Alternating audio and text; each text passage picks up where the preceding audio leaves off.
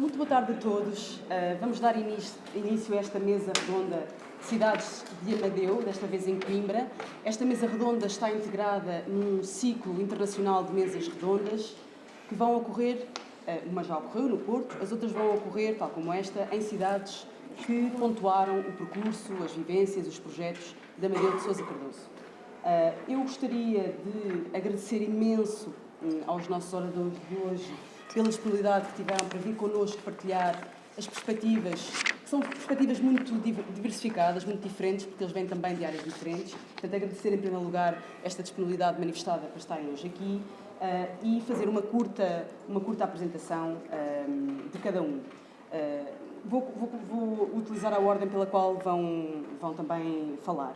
Marta Soares, que nos irá apresentar a entrevista de Amadeu ao Jornal de Coimbra, situando aquilo que é a ocorrência deste ciclo Cidades de Amadeu em Coimbra. Portanto, Marta vai situar a importância de Coimbra aqui no percurso de Amadeu de Sousa Cardoso. Marta é doutoranda em História da Arte na Faculdade de Ciências Sociais e Humanas da Universidade Nova de Lisboa e investigadora do Instituto de História da Arte desta mesma instituição.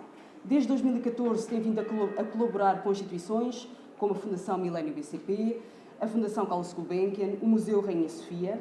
Foi curadora com Raquel Henriques da Silva da exposição Amadeu de Sousa Cardoso, Porto, Lisboa, 2016-1916, que esteve patente no Museu Nacional Soares dos Reis e no Museu Nacional de Arte Contemporânea e Museu do Chiado. A Marta prepara atualmente uma tese de doutoramento sobre animação, animismo e modernismo. Depois da Marta irá falar o Dr. Joaquim Braga, com uma participação intitulada A Expressão da Imagem Hepática na Obra de Amadeu. Áptica, desculpem. Joaquim Braga é doutorado pela Universidade Humboldt de Berlim, é atualmente investigador da FCT no Departamento de Filosofia da Universidade de Coimbra e membro integrado e secretário da Unidade de Investigação do Instituto de Estudos Filosóficos. As suas principais áreas de estudo incluem a estética, a teoria da imagem, a teoria dos média, a filosofia da cultura e a filosofia moderna e contemporânea. Depois teremos a professora doutora Maria de Fátima Lambert, cuja comunicação se intitula Cidades de Amadeu, a arte moderna é aristocrata, Fernando Pessoa Dixit. Maria de Fátima Lambert é professora decana da Escola Superior de Educação do Politécnico de Porto, doutorada em Estética, com uma tese sobre os fundamentos filosóficos da estética em Almada Negreiros. Publicou livros e artigos sobre estética, arte moderna e contemporânea. Dirigiu entre 2014 e 2016 o INED, Centro de Investigação e Inovação em Educação, da Escola Superior de Educação do Politécnico do Porto. Coordena a licenciatura em Gestão do Património, o mestrado em Património, Artes e Turismo Cultural e o Núcleo de Estudos Artísticos e do Património da Escola Superior de Educação do Politécnico do Porto. É ainda curadora independente e tem privilegiado projetos em Portugal e no Brasil. Finalmente, o Dr. Osvaldo Silvestre, cuja comunicação se intitula Sobre submarinos alemães e máscaras de aço, comunicação com a qual encerraremos a mesa de hoje. É professor do Departamento de Línguas, Literaturas e Culturas da nossa Faculdade de Letras, aqui da Universidade de Coimbra.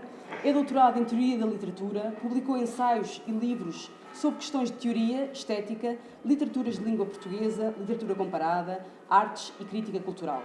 É coordenador do Instituto de Estudos Brasileiros da Faculdade de Letras da Universidade de Coimbra, diretor da licenciatura de Português nesta mesma faculdade e membro do Centro de Literatura Portuguesa da Universidade de Coimbra. Mais uma vez, muito obrigado por essa disponibilidade. Passamos, sem mais demoras, à Marta. Pode ser? Eu queria agradecer o modo como a Joana Brites, o 620, a Universidade de Coimbra, acolheram esta proposta de fazer uma sessão do ciclo das Cidades de Amadeu aqui e geriram todo este processo com o maior profissionalismo. É um prazer estar aqui hoje. A minha intervenção esclarece um pouco esta ideia um bocadinho inesperada de se fazer uma mesa redonda do Amadeu em Coimbra. Ele efetivamente estudou em Coimbra, no liceu e no secundário, antes de começar a tirar o curso de Belas Artes em Lisboa. Mas não é bem desse lado mais biográfico que eu vou falar. É assim de uma a história de uma entrevista que ele concedeu ao Jornal de Coimbra durante a exposição. Se calhar vou deixar... É difícil competir, é difícil. Agora acho que... Talvez a exposição tivesse seguido do Porto para Lisboa e de Lisboa para Coimbra. Como podem ver, os últimos recortes de imprensa da exposição de Amadeu de Sousa Cardoso na Liga Naval noticiam um convite para o Amadeu expor em Coimbra e são praticamente idênticos estes recortes, que me leva a crer que o Amadeu de Sousa Cardoso terá fornecido uma nota de imprensa e portanto, estes textos têm a mão do próprio Amadeu de Sousa Cardoso. Acho que é muito provável, passando pelo todo o processo da curadoria, parece-me que é ele que destaca o interesse em expor em Coimbra e que nos estabelece esta relação muito curiosa, pelo lado positivo, como ele encara aqui academismo e modernismo, sendo que o academismo é muitas vezes um alvo a abater pelos artistas modernistas. Por isso eu entendo mais aqui este meio académico como meio universitário do que propriamente a arte académica das belas artes. Os artistas a que o Amadeu ou o Almada chamavam de bota de elástico ou pompiers.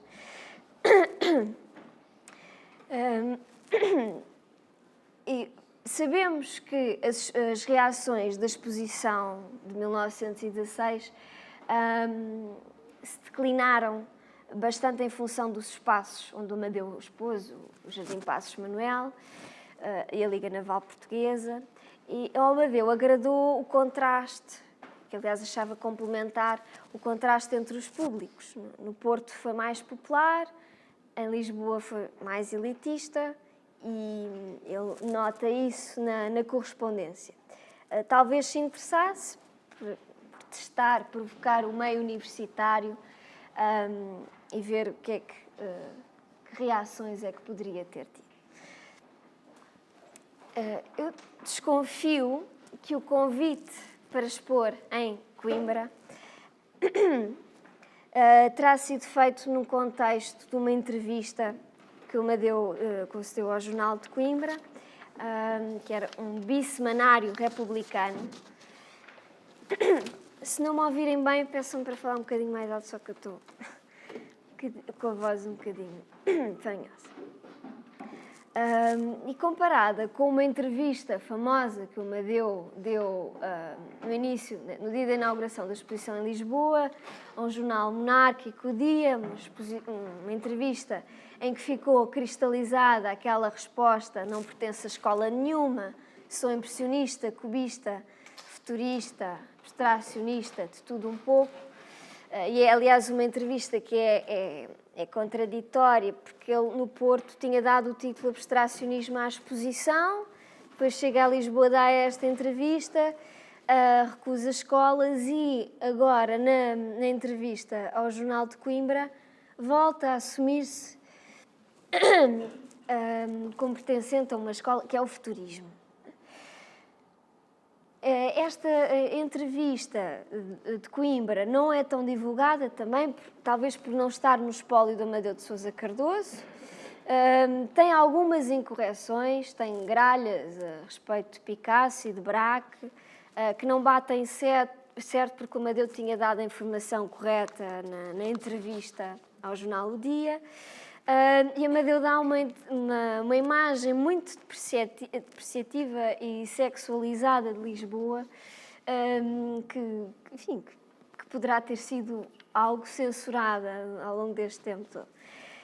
Mas a principal diferença que eu vejo nestas entrevistas é a cumplicidade que se cria entre o Amadeu e os jornalistas.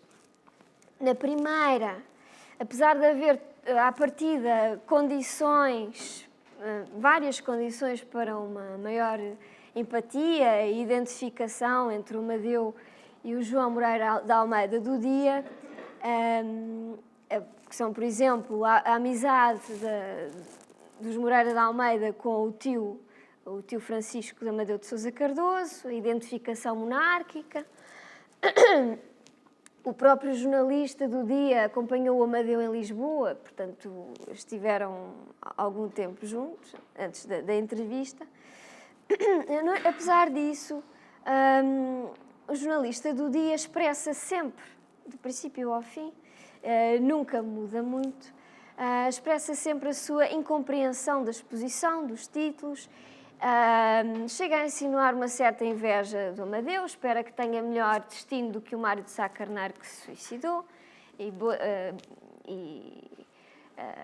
comenta coisas do género: boa é a vida dos abstracionistas na dura hora que passa.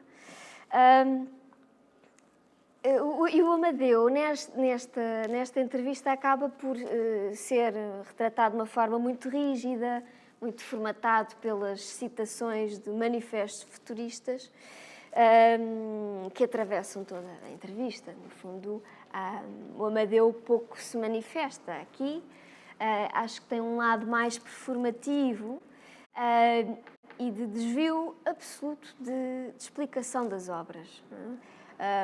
Quando o João Moreira de Almeida tenta obter do Amadeu uma explicação dos títulos, o Amadeu desvia-se completamente. Está noutro registro, de facto. O diálogo com o João de Sousa Fonseca, que era um jovem de 17 anos,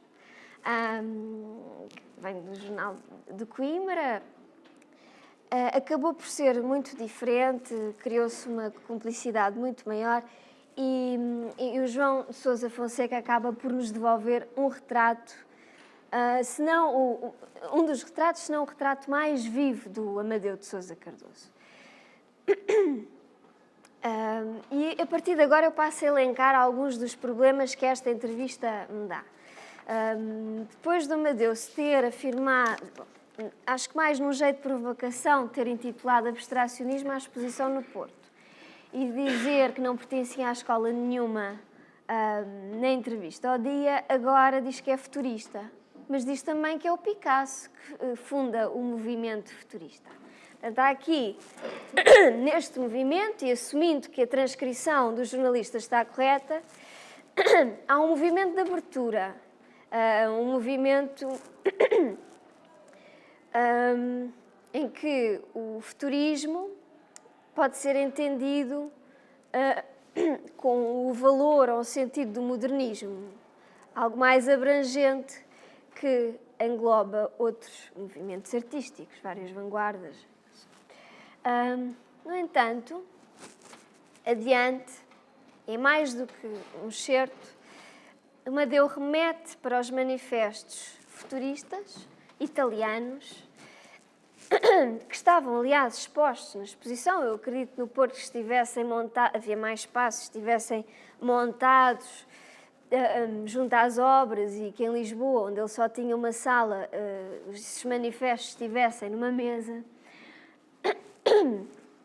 O Amadeu remete o discurso sobre a modernidade para os manifestos futuristas, fechando, não é? Fechando o sentido do termo futurismo, que passa a ser o futurismo específico italiano. No entanto, há aqui há também uma ressalva uma ressalva que aponta para o trabalho de apropriação medievalista que atravessa a obra do Amadeu e que é, aliás, mais evidente num período inicial da carreira do Amadeu, em 1911, sobretudo em 12, quando ele ilustra o conto do Flaubert, do São Julião Hospitaleiro, copia e ilustra, não é? Que esta referência aos frades pintores é muito interessante. Talvez neste período de 1916, em que ele estava a explorar mais a nível figurativo a questão da velocidade, da mercadoria, os problemas da cidade, técnica. Talvez a cor seja um ângulo de entrada para o medievalismo do Amadeu nesta fase. Mas é interessante que ele, em 16, esteja a apontar para os primitivos medievais.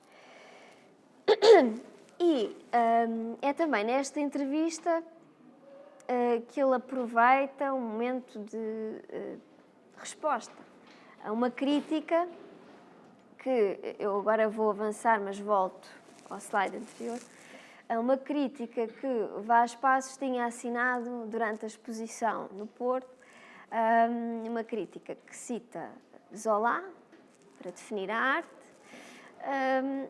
e como podem ver, o Amadeu de Sousa Cardoso apropria-se da citação do Zola para a tornar uma definição da arte vista pelos pintores velhos, não é?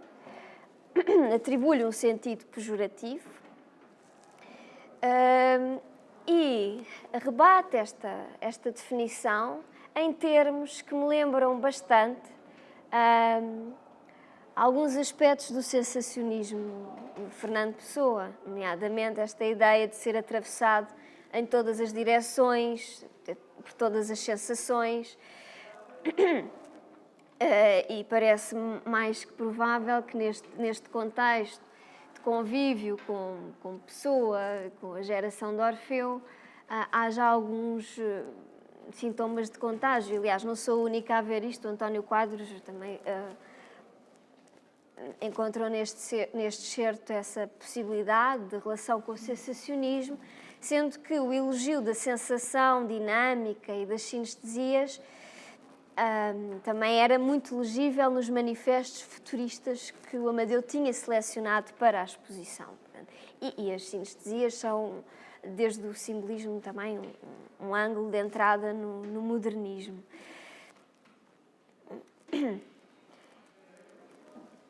E outro dos aspectos que me interessa particularmente nesta entrevista é o momento da visita guiada. Sabe-se que o Amadeu fazia visitas guiadas. Na entrevista ao dia não faz propriamente a visita guiada.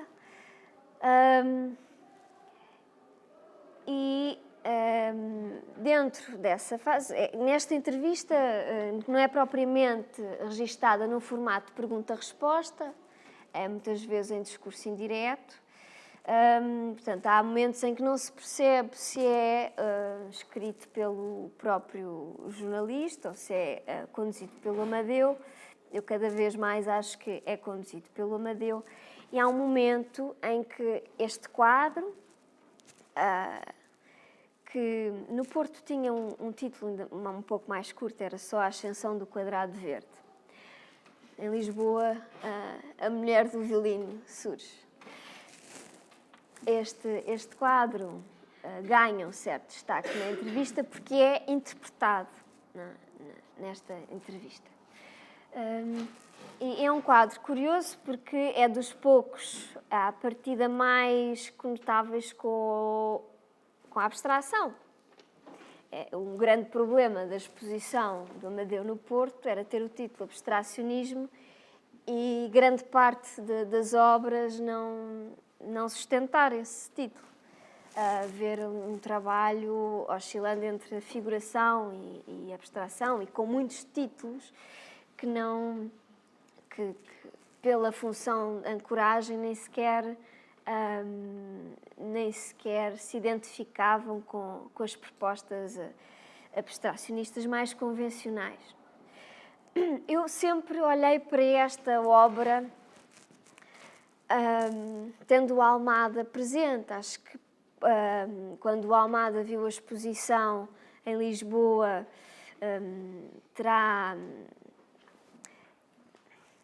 terá sentido algum interesse por estes, tanto pela ascensão do quadrado verde como o larápio do quadrado encarnado. Tem algumas semelhanças formais.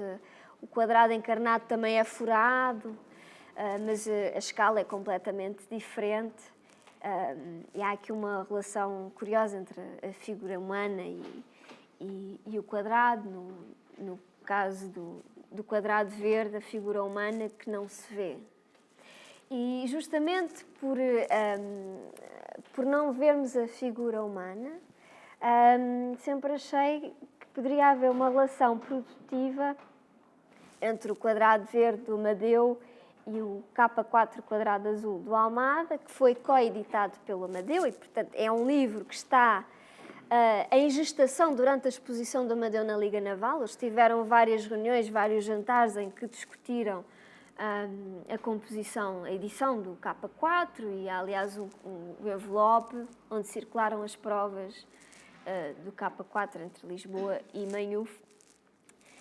A dada altura, percebemos que o quadrado azul é a representação na mente do narrador, é a representação da amante do narrador na sua mente. O quadrado, que é uma figura abstrata do suprematismo do Malevich, é a figura abstrata por excelência, acaba por ter uma função de representação da figura humana. Eu sempre pensei que este quadrado verde poderia também representar uma mulher, daí a invisibilidade da mulher do violino. Mas cada vez mais acho que esta assertividade com que o João de Sousa Fonseca interpreta a ascensão do quadrado verde insinua uma condução do Amadeu de Sousa Cardoso. Notem que o João de Sousa Fonseca, desde o início, revela um fascínio pelo Amadeu, mas no início confessa a sua incompreensão. E no fim, há ali há de facto um momento de orientação que me parece muito virada para a questão musical. Este momento é sintomático disso. Ele sai da exposição a ouvir os ruídos e os sons do music-hall. E, portanto, neste contexto,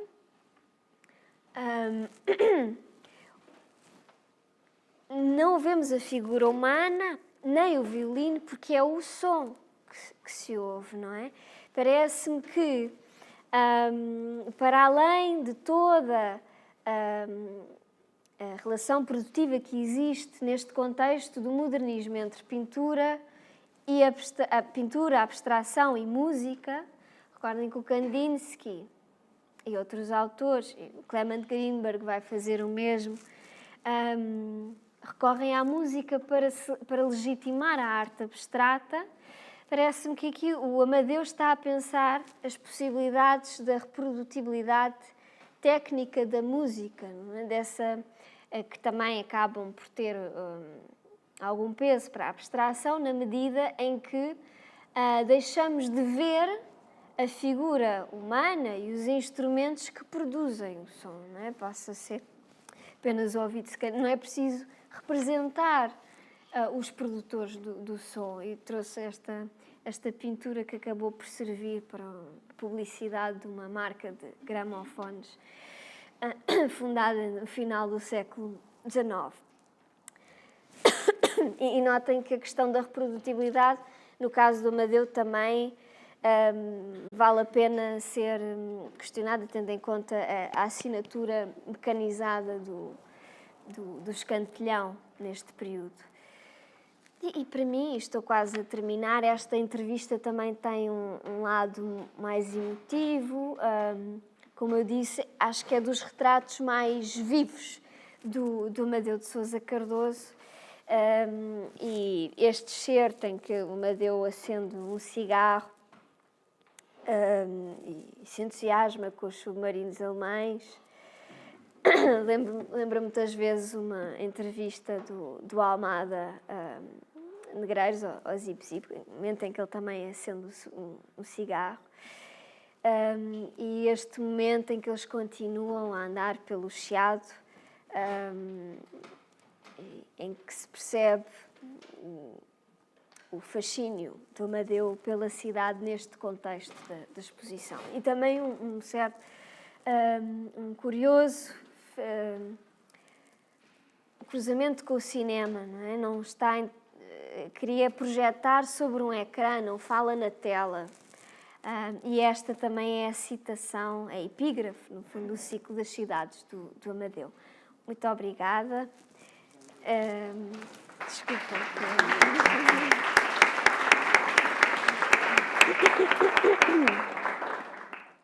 Enfim, também é muito agradável estar de novo aqui em Coimbra e muito em particular também aqui na Faculdade de Letras, onde parte da minha pesquisa, quer para o mestrado sobre a estética pessoana, quer para o doutoramento, foi feita na Biblioteca da Faculdade de Letras aqui de Coimbra, na Geral, enfim, quando uma pessoa ainda tinha que se deslocar, porque realmente não havia outra forma de trabalhar nessa altura. Enfim, eu tenho de confessar que para mim tem um particular significado estar a falar sobre Amadeu, porque já é uma história que tem 31 anos, ou 32. Ou seja, foi um dos autores que realmente eu trabalhei na ocasião do mestrado, no fundo procurando articular aquilo que era um pensamento das várias estéticas do ortónimo e dos heterónimos e dos semi-heterónimos do Fernando Pessoa, com aquilo que eram os pintores modernistas, portanto, identificados por então. Uma pequena salvaguarda, esse processo aconteceu na segunda metade, portanto, do século XX foi na segunda metade, mas na segunda metade da década de 80, portanto já lá vão realmente muitos anos. Enfim, de onde cruzar, e a minha proposta foi essa, a partir de uma frase um pouco provocatória do Fernando Pessoa, que está ali uma gralha, não é arte moderna, é aristocrata, não, é aristocrática, e essa frase foi isolada de um excerto que está nas páginas de Estética, Teoria e Crítica Literária do Fernando Pessoa, em que depois também se pode ler, na página 159, para além do mais, da editora Ática. Toda a arte que fica é feita para as aristocracias. A nossa arte é supremamente aristocrática, ainda porque uma arte aristocrática se torna necessária neste outono da civilização europeia, em que a democracia avança a tal ponto que, para de qualquer modo reagir, nos incumbe a nós, artistas, pormos entre a elite e o povo aquela barreira que ele, o povo, nunca poderá transpor, a barreira do requinte emotivo e da ideação transcendental, da sensação apurada até à subtileza. Enfim, depois o texto continua e este foi, vá lá, o meu mote, na realidade, que rebate em outros excertos, aliás, do Fernando Pessoa, e, por outro lado, também, como se sabe, em escritos de Almada Negreiros, onde, na realidade, é muito assumido que aquela arte que eles estavam a desenvolver, na realidade, não tinha essa pretensão de ser, digamos, populista, mas sim de se dirigir a uma elite. Enfim, eu fui transcrevendo alguns aspectos, onde o ponto de partida foi esse, é uma arte moderna que é aristocrática, e quais as diferentes interpretações ou extrapolações que isso pode significar.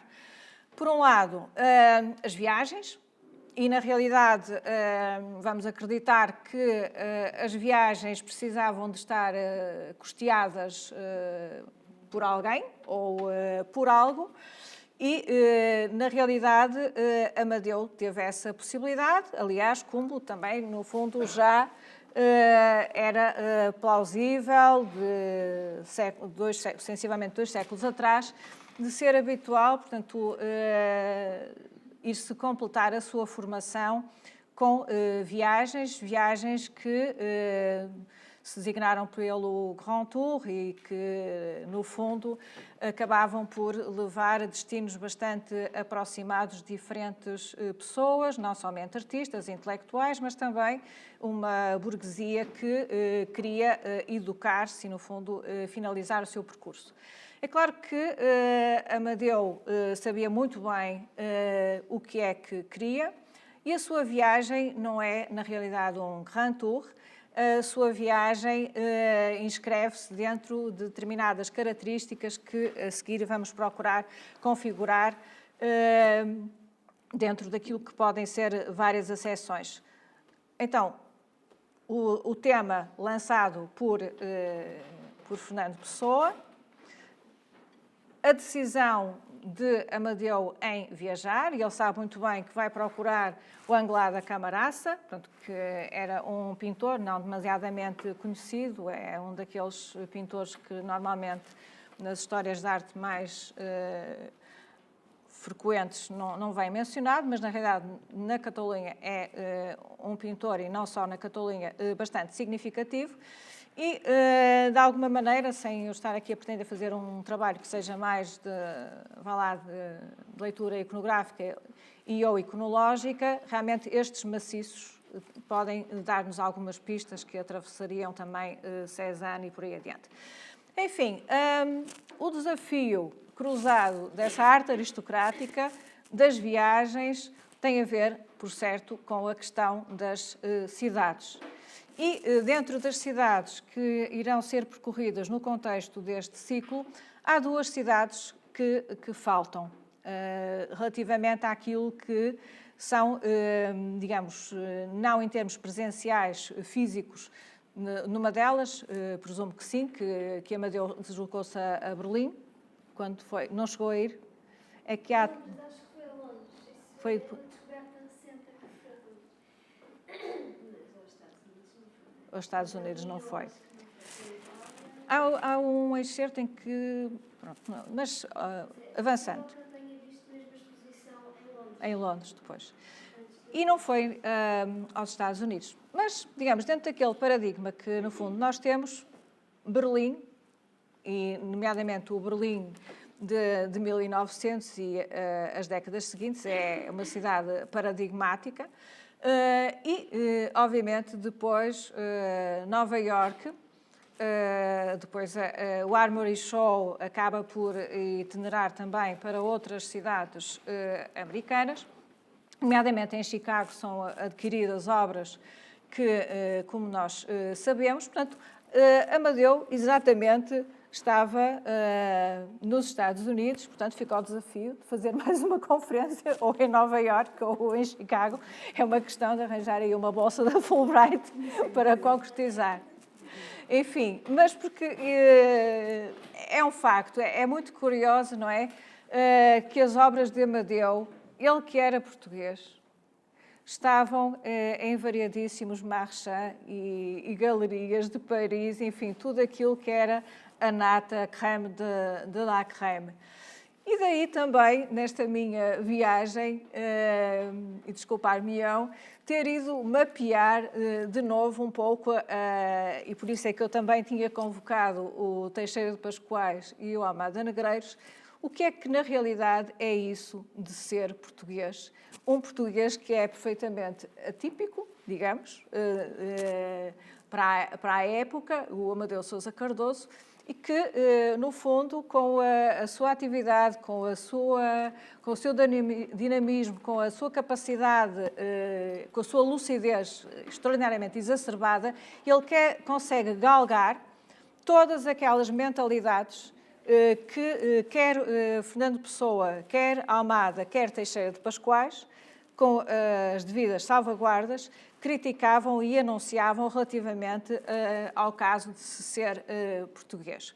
Enfim, é claro que, por exemplo, havia notícia no 1º de janeiro, de 13 de janeiro de 1907, daqueles que eram os médicos e artistas portugueses que estavam a viver em Paris. E, na realidade, quer dizer, quem pretendesse cruzar territórios e saltar dessa, desculpem o termo, pasmadice, que deveria ser, para uma pessoa que tivesse essa ambição, a questão do campónio, do provinciano, tornar-se um citadino. Enfim, daí ter recorrido a estes excertos já clássicos do caso mental português de Fernando Pessoa, que na realidade também dá os seus devidos descontos àquilo que deve ser a seção de cada uma destas categorias. No fundo, vamos encaixar Amadeu como, obviamente, alguém que vem, e comentou dessa dimensão um pouco campestre, mas de todo não é o Campónio. Vai para uma grande cidade, pronto, que é Paris, e tem ali as características daquilo que seria o tal citadino, portanto, que no fundo viveu sempre em grandes cidades, viu nascer, mudou, passou, as modas, a novidade, não fica propriamente deslumbrado. E depois temos o provinciano, que é aquele que eventualmente vai para uma grande cidade e esse sim, como dizia ali o Fernando Pessoa, sente a artificialidade do progresso. Isto não é propriamente muito importante, mas na realidade está aqui a plasmar aquilo que era ao tempo pensar sobre as diferentes personalidades. Por exemplo, os aspectos que realmente se lhe é permitido vivenciar em Paris situam-no, na realidade, numa elite, portanto, digamos, num contexto em que pode realmente frequentar tudo aquilo que seja mais,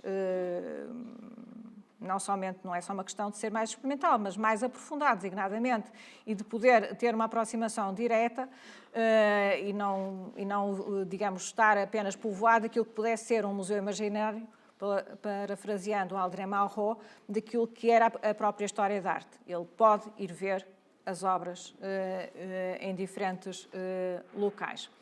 Enfim, realmente Amadeu viajou efetivamente, com as complicidades que já sabemos, e teve a oportunidade de se cruzar com todas aquelas figuras emblemáticas que, no fundo, estavam todos, digamos, organizados por mesmos escopos. A questão da viagem. E, é assim, para nós chegarmos a qualquer nova cidade, tem que sair do ponto A para ir para o ponto B. Essas viagens podem ser cumpridas de diferentes maneiras e vivenciadas, como nós sabemos, e traduzidas por palavras, pronto, por uma questão de curiosidade, e até porque no movimento, no grupo de Orfeu, havia esse diálogo com o Brasil. Eu lembrei-me de ir pesquisar também uns textos sobre aquilo que significava a cidade, por exemplo, a Blaise Cendrars, e também porque Blaise Cendrars está associado a todo o projeto do Transsiberiano, da Sónia e do Robert Delaunay. Ou seja, a ideia da viagem, obviamente que era muito dinamizada por toda essa questão que já sabemos, de avanços técnicos e tecnológicos, mas efetivamente as viagens tinham significado. Havia pessoas que ao tempo se deslocavam dentro de Portugal, e isso era suficiente, e as viagens não têm todas o mesmo impacto, nem cumprem os mesmos escopos. Ou seja, as viagens podem ser de curta, de média, de longa duração, as viagens podem destinarem-se exclusivamente a um local onde se vai permanecer, ou esse local ser, digamos, um trampolim para outros locais. E, na realidade, se nós pensarmos nos protagonistas dos modernismos de início do século em Portugal, nós encontramos um Marco de Sá Carneiro, um Guilherme de Santa Rita, um Amada Negreiros, um Amadeu, para não estarmos aqui a falar de todos, que desenvolveram essa sua ambição e essa sua ânsia, essa sua missão, aliás, quase que é uma missão, penso que de maneiras diferentes para todos eles, cumpriram de maneira diferente. Por exemplo, para a Almada, realmente a ida a Paris não foi nada propriamente que tivesse sido muito transcendente, todavia a permanência, e essa é uma palavra-chave, a permanência.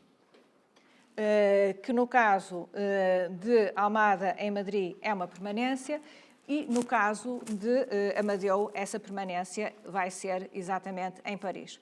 Portanto, estavam as condições criadas para conseguir realmente ultrapassar aquilo que eventualmente na elencagem que o Teixeira de Pascoais faz na arte de ser português, remete para, isto agora encravou, para uma certa... primeiro ele diz que fala-nos das qualidades, não é, dos portugueses, porque na realidade não eram propriamente assim tantas, segundo o Teixeira de Pascoais, e depois a seguir vai falar dos defeitos. E os defeitos são ali aqueles 6 que estão elencados, que eu não sei se é uma questão de tempo ou se já os ultrapassamos ou não, e também não sou tão pessimista quanto.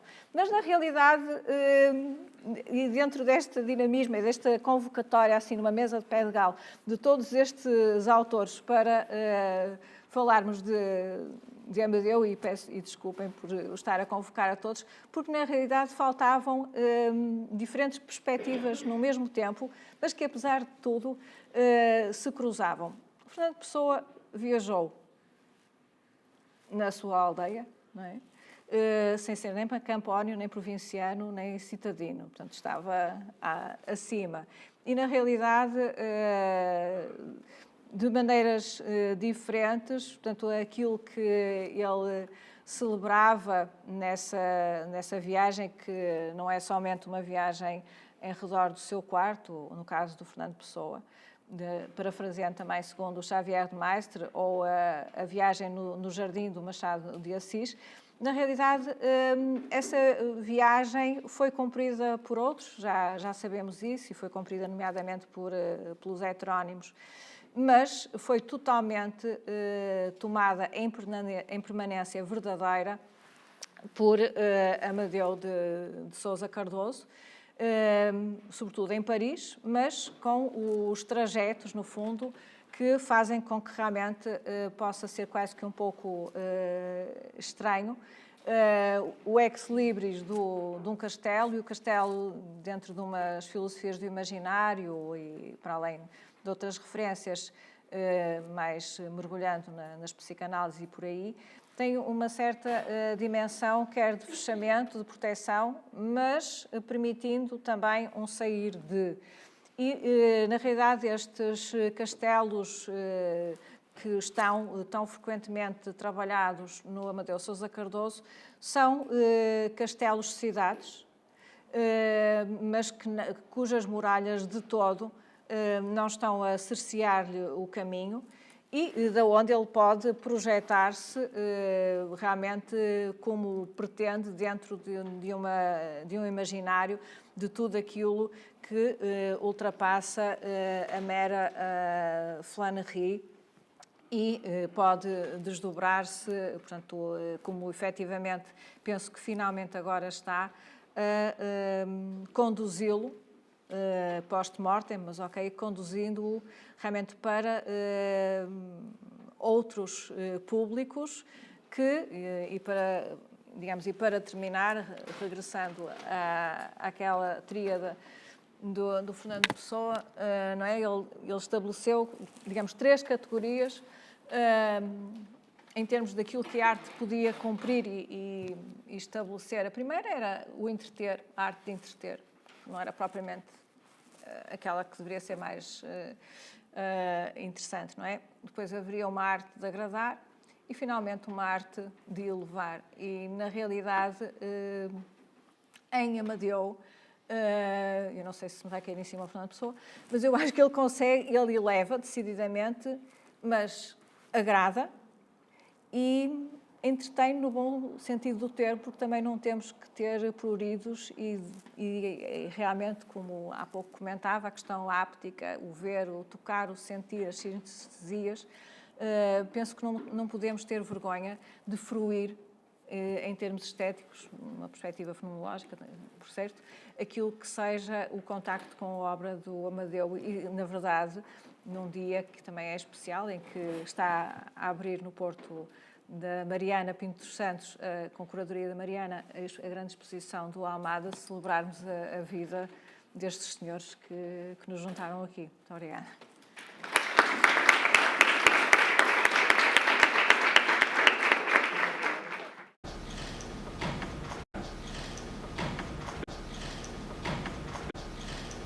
Chegamos à nossa última intervenção da nossa mesa redonda de hoje e terminamos tocando alguma coisa que foi referida na primeira comunicação, terminamos com os submarinos alemães e mais coisas.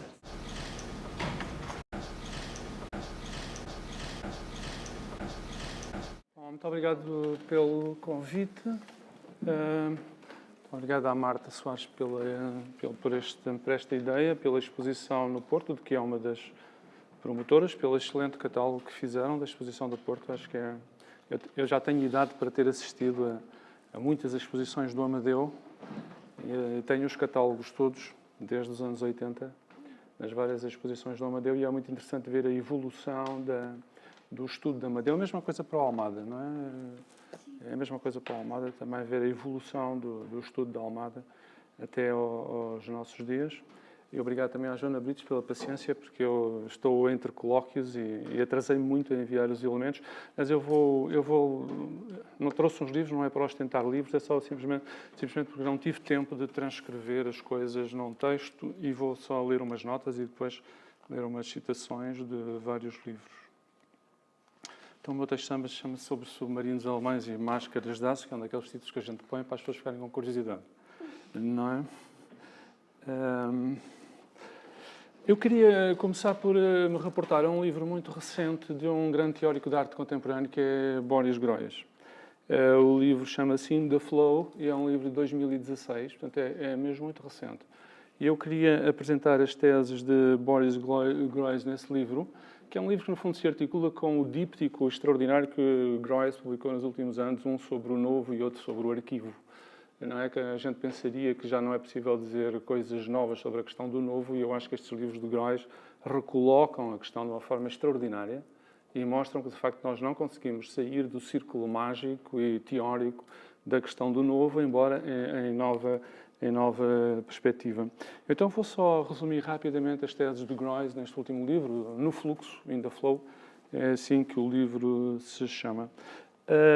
Groys começa por chamar a atenção para a campanha que as vanguardas históricas fizeram no início do século XX contra o museu e contra a ideia da preservação da arte do passado.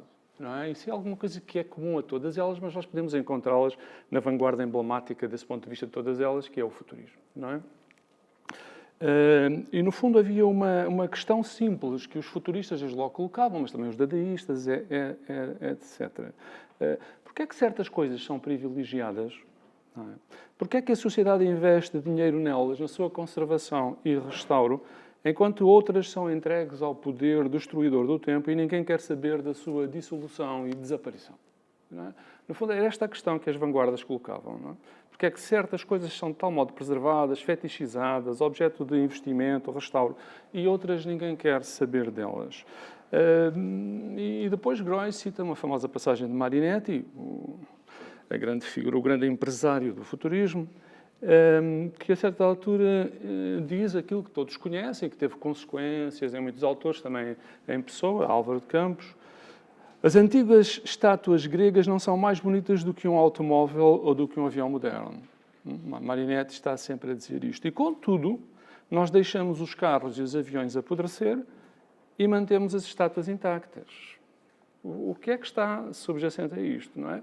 Como é que nós proclamamos a beleza dos automóveis e dos aviões e dos submarinos e, contudo, deixamos-los apodrecer e preservamos as estátuas? Isto significa, sugere Marinetti, que nós consideramos o passado mais valioso que o presente, não é?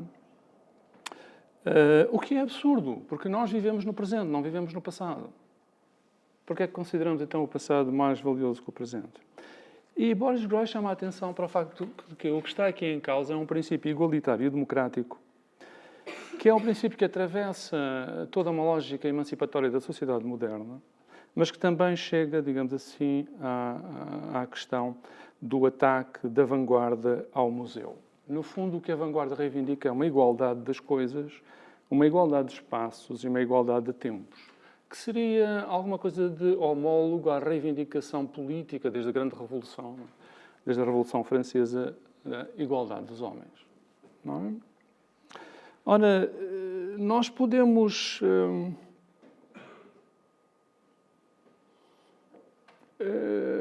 realizar a igualdade das coisas, não é?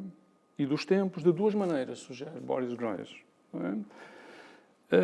A primeira seria alargar o privilégio do museu a todas as coisas, incluindo as presentes. A segunda maneira seria abolindo o museu. Qual é o problema qual seria a primeira solução? A primeira solução está contida na obra de um autor emblemático da arte moderna, Marcel Duchamp, e o Ready-Made. Não é? Seria a mesma coisa que reivindicarmos a expansão do museu a todos os objetos absolutamente comuns e banais. O problema, diz Boris Groys, é que nós não conseguimos ter museus para todos os urinóis e todas as rodas de bicicleta. Não é? E, portanto, esse projeto está intrinsecamente condenado ao falhanço. A primeira solução. Resta a segunda solução. Abolir o museu e entregar todas as coisas, incluindo as obras de arte, ao fluxo do tempo. Entregar todas as obras de arte ao fluxo do tempo. E aqui é que nós chegamos então ao ponto que dá título ao livro de Groys, não é? Reparem que o propósito clássico da arte é, diz Boris Groys, contemplar o fluxo do tempo, testemunhar o fluxo do tempo. A arte, digamos, resiste ao fluxo do tempo na medida em que permite produzir uma imagem dele.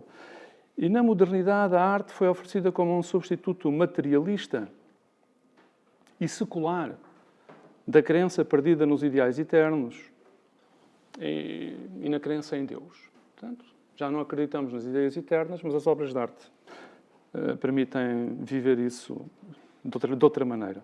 O museu prometia uma espécie de eternidade materialista, assegurando não a ontologia, não essa eternidade em sede ontológica, mas em sede económica e política.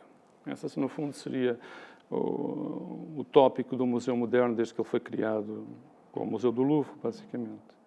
Mas o museu no século XX não conseguiu colocar-se fora do fluxo do tempo. É esse o ponto de Groys. Não é? Aquilo a que nós estamos a assistir no museu moderno e no museu contemporâneo é que os museus mergulharam também no fluxo do tempo. Basta ver, por exemplo, o privilégio que na lógica museológica de hoje tem a exposição temporária sobre o fundo de coleção. Não é? Por exemplo, ou toda uma série de coisas que hoje tendem a ser expostas como instalações ou tentativas de musealização de performances, etc. Tudo coisas que funcionam no fluxo do tempo e que se coadunam mal com a ideia clássica do museu, não é? O museu contemporâneo deixou de ser um local de contemplação e meditação, não é? É um museu que, num certo sentido, abandonou o propósito de escapar ao fluxo do tempo. É um local para onde nós vamos para ter a fruição do presente. Para ter a fruição do presente, não é? Ele escapa agora ao presente, num certo sentido, não fugindo, não resistindo ao fluxo, mas colaborando com ele, prolongando-o. E podemos dar, de facto, um dos exemplos que Boris Groys dá, que é a performance, a centralidade de práticas performativas no nosso tempo, e agora esse é o ponto, e agora entro diretamente no meu ponto, essas práticas performativas, de facto, remontam às vanguardas históricas, não é? Ao futurismo e a Dada. Eu fiz a minha tese de mestrado sobre o futurismo, e na altura a teoria da vanguarda mais forte era a teoria de Peter Bürger. E a teoria de Peter Bürger é uma teoria muito curiosa, porque é uma teoria muito adorniana, num certo sentido, e também benjaminiana, mas é uma teoria muito objetual. É uma teoria do objeto e da obra de arte. Não é? E eu fiquei muito marcado pela teoria de Bürger, até que a certa altura me comecei a interessar por outras coisas, pela performance, e comecei a ver que havia ali um elo perdido na teoria da vanguarda. E o elo perdido é, obviamente, a performance e todas essas dimensões. Acontece que o livro de Bürger, Teoria da Vanguarda, é do meio dos anos 70, do século XX.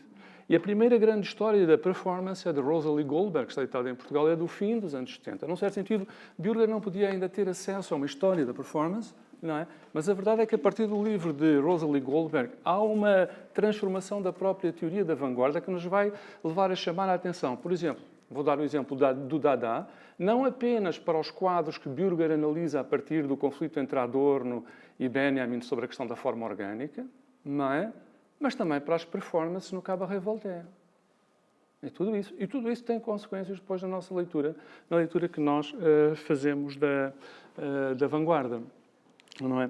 E esse é, de facto, um ponto importante. Nós hoje, eu pelo menos hoje, tendo a ver a vanguarda também com essa dinâmica performativa muito forte e como algo que funciona dentro do fluxo do tempo. Mas eu queria chamar a atenção, justamente aí é que chegamos aos submarinos, para outra dimensão da vanguarda, que é aquela dimensão que justamente quando eu estudei era mais forte, que é essa vanguarda que procura produzir a obra de arte enquanto celebração de uma pura forma. De uma pura forma. Que tenta reduzir a própria obra ao suporte e o suporte à própria ideia de meio. Não é? Fazendo com que a ideia de obra coincida ponto por ponto com o meio, não é?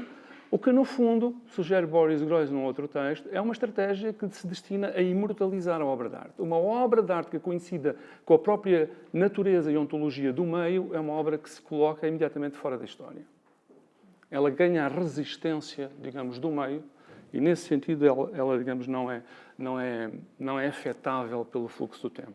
E essa é também uma das grandes pulsões da arte moderna e da vanguarda. É evidente que, quando nós pensamos nisso, temos que pensar num crítico americano muito famoso, que foi Clement Greenberg, em vários textos de Greenberg, mas eu gostava de ler uma passagem, até numa edição brasileira, que eu também tenho. Este livro é muito bem feito, em que a tradução da passagem é excelente. De um famoso ensaio de Greenberg, Towards a Newer Laocoon, rumo a um mais novo Laocoon, em que ele apresenta, e como a Joana me tinha dito, lá se falas também de literatura.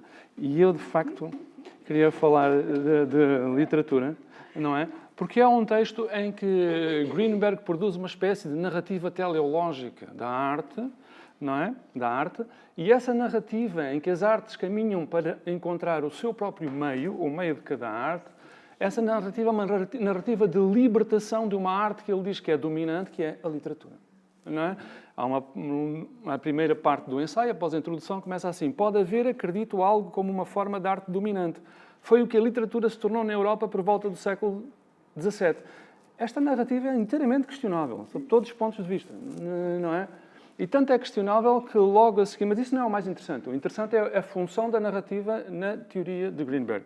Logo a seguir ele introduz um parênteses, logo a seguir, em que diz não que a ascendência de uma arte particular coincida sempre com as suas melhores produções. Ou seja, uma arte pode ser dominante sem ser a arte que tem as melhores produções, o que é magnífico. Não é? O que é magnífico. Em matéria de realização, a música era a arte mais notável desse período. E não era a arte dominante. Ok, mas então a história das artes é a história da libertação dessa arte dominante que é a literatura, e então na passagem que me interessa, que eu queria aqui... Não é o meu, peço desculpa. Que eu queria aqui referir, Greenberg diz isto, e eu de facto acho que a tradução brasileira é muito boa, e eu vou usar esta tradução. As artes, portanto, foram tangidas de volta a seus meios. Isto é quase se fosse um rebanho, não é? Cada arte é tangida pelo pastor de volta aos seus meios e neles foram isoladas, concentradas e definidas. É em virtude do seu meio que cada arte é única e estritamente ela mesma. Para restaurar a identidade de uma arte, a opacidade de seu meio deve ser enfatizada. E claro que aqui também vamos ter a celebração por Greenberg da abstração e de um modelo muito particular da abstração, que é o abstracionismo expressionista da Escola de Nova Iorque, cuja grande figura seria Jackson Pollock. Não é? No caso das artes visuais, o meio se revela físico. Por isso, a pintura pura e a escultura pura buscam, acima de tudo mais, afetar o espectador fisicamente. No caso da poesia, que, como disse, também precisou escapar da literatura, um tema muito curioso, um tema muito moderno, como é que a poesia escapa da literatura, ou como é que a literatura escapa de si mesma, como é que a literatura escapa da representação e da significação, ou dos temas, uma literatura sem temas. Para se salvaguardar da sociedade, concluiu-se que o meio é essencialmente psicológico e sub- ou supralógico.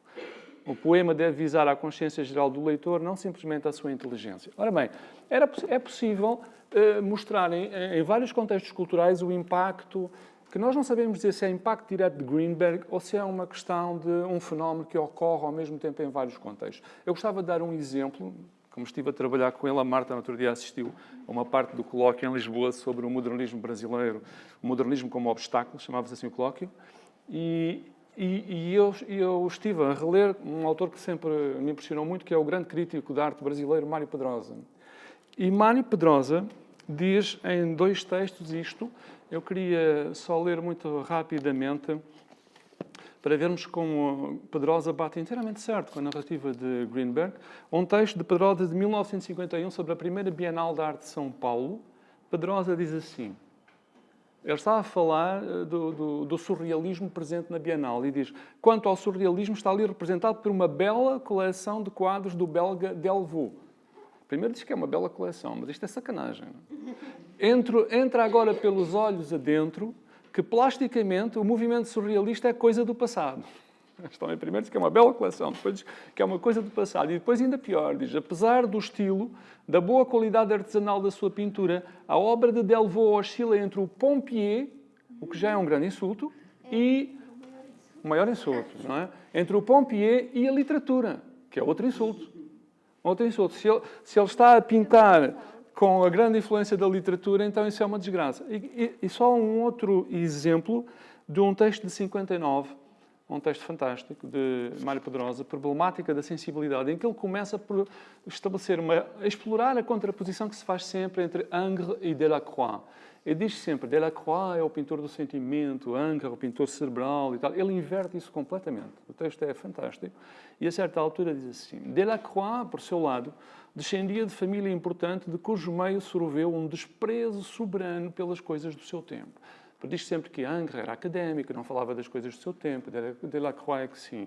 O espetáculo da rua o chocava. E depois diz assim, o único quadro dele sobre episódio mais ou menos contemporâneo, a liberdade guiando o povo, é obra convencional, alegórica, cheia de literatura. Mera ilustração de uns versos medíocres do medíocre Auguste Barbier.